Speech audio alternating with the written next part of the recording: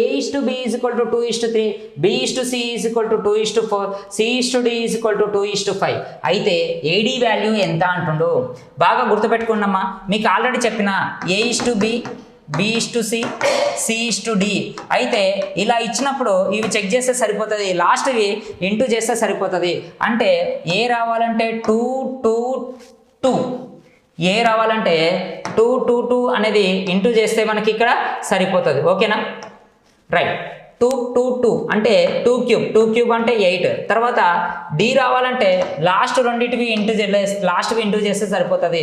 3 4 12, 12 5 60. అంటే 4 2s 4 15s. Ratio ఎంత? 2:15. So ఇది ఆన్సర్. అంటే మనం ఎప్పుడైనా లెక్కను బట్టి మన తెలివిని మార్చాలి.